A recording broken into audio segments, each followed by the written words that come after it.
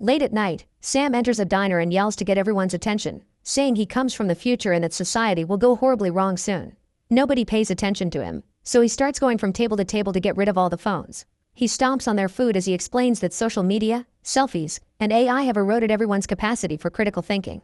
When some people try to leave, Sam rushes to block the door and opens his jacket to show the devices attached to his body. He also raises a button and reveals that these things are bombs. If anyone tries anything, he'll blow the diner up.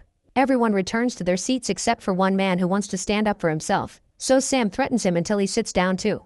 Afterward, Sam explains that in the future, society becomes so addicted to technology that it comes apart. People have to be hooked up to feeding tubes and catheters to survive. A powerful AI shuts human civilization down, so Sam has traveled back in time to find a group of rebels who will help him stop this AI from ruining the world. When a man laughs at his story, Sam points a knife at him and throws all his stuff on the floor, saying this is serious. In this diner, there's the correct combination of people who will help him achieve his goal. This is the 117th time he's done this, and each time he tries a different combination of people, but none of the groups were successful. Sam says he's watched some of them die and has learned a lot about their lives in each run. He proves this by mentioning personal details about different people that a stranger has no way of knowing. When a man raises his hand, Sam scolds him, explaining that he volunteered many times already but he's completely useless, so he dies every time. Then Sam sits next to a woman and says they have lots of feelings for each other during their adventures but never acted on them because she always betrays him. He kisses her before yelling at a waitress without even looking at her, knowing she was trying to call the police. He stands on a chair and asks for volunteers, even calling some people by name, but nobody reacts. At that moment, the police sirens can be heard coming closer. Sam is ready to give up when Susan raises her hand and volunteers to come. As Sam chooses a few more people, Bob decides to volunteer as well. When Ingrid tries to join them, Sam turns her down and refuses to explain why. Suddenly, a bottle falls to the floor and spins until it stops to point at Ingrid. Seeing it as a sign, Sam decides to let her come. A flashback shows the couple Sam chose going to work. Janet has been a teacher for years, but Mark will be a substitute for the first time. The teacher he's replacing has gone on a sabbatical and nobody knows when he'll return. In the classroom, Mark introduces himself only to realize that nobody is paying attention because they're staring at their phones.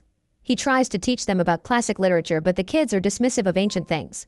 Suddenly, a student says she needs a Pepsi, repeating the brand over and over while asking for permission to get one. Later in the teacher's lounge, Janet shares that her students pass notes to each other using apps. Their messages always talk about brands, as if they were advertising to each other.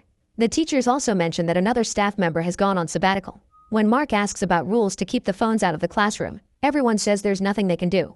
A teacher admits he's frustrated too, so he shows Mark the jamming gun he's built. It's supposed to block phone signals. Suddenly, an alarm rings announcing a school shooting.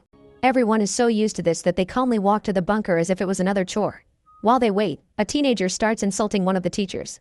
Mark tries to defend her and the teenager immediately confronts him, but they're interrupted by another alarm announcing they can come out now. On their way back, Mark and Janet learn that another teacher and the principal have also gone on sabbaticals. Mark thinks this doesn't make any sense. During the next class, Mark doesn't even try to teach. He looks at the kids' phones, which show nothing but AI slop. Almost in a trance, Mark touches one of the phones and the screen changes to a glowing pyramid. The phone owner glares at him while the other phones in the room change as well. Soon all the kids are standing up and glaring at Mark. When the bell rings, the class follows him through the hallways and any kid standing by joins the chase.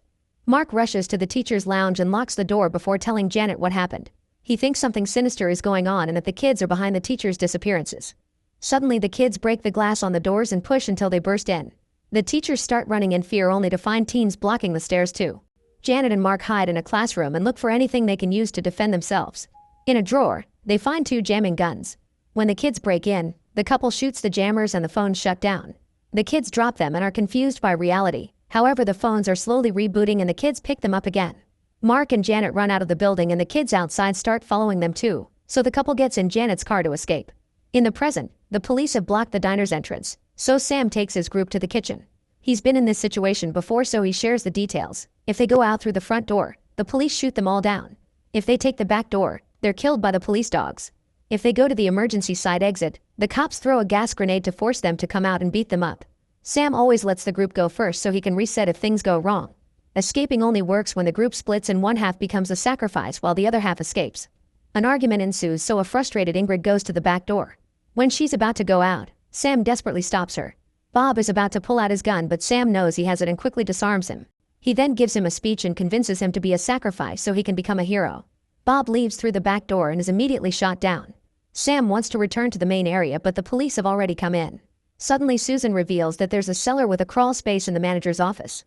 Sam refuses to believe he missed an exit after trying this so many times, but the police's gas grenades are starting to spread, so the group decides to check her theory.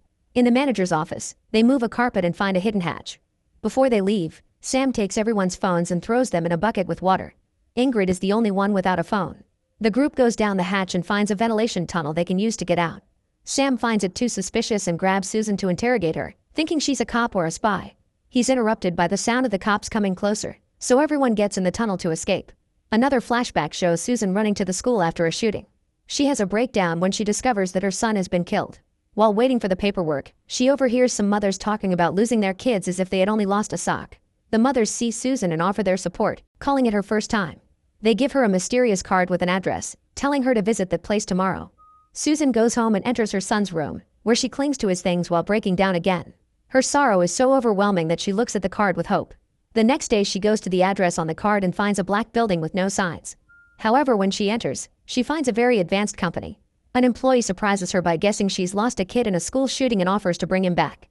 This place clones people with bodies that look exactly the same, but they're still figuring out how to do the personalities.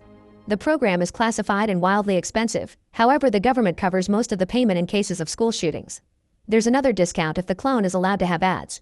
Susan is weirded out by the way the employee talks about life and death as if it was just a business, but she's desperate enough to say yes. To program the clone, she's asked a few questions to shape the personality, but it's all very surface level.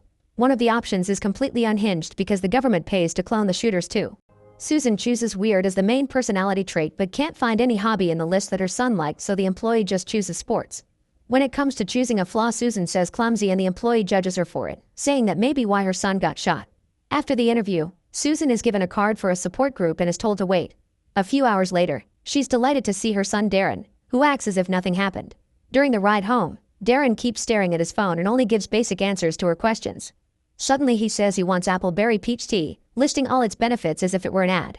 When he sees a soldier on the street, he tells him, "Thank you for your service." Susan then notices a barcode on his neck. At home, Darren ignores his mother's attempt to bond and announces he has to play sports. He goes outside and practices basketball without a ball. Too freaked out by all this, Susan decides to attend the support group.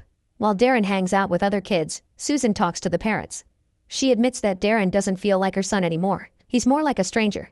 A couple says they don't mind the change in their kid because they didn't like the previous personality.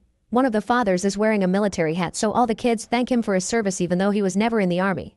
The next couple Susan talks to reveals this is their fourth clone. Susan thinks they lost 4 kids, but they explain they only have one and they cloned her multiple times because she keeps dying in school shootings. Now they've decided to have fun with it, so they've made their daughter a very tall racist Muslim just to laugh at her.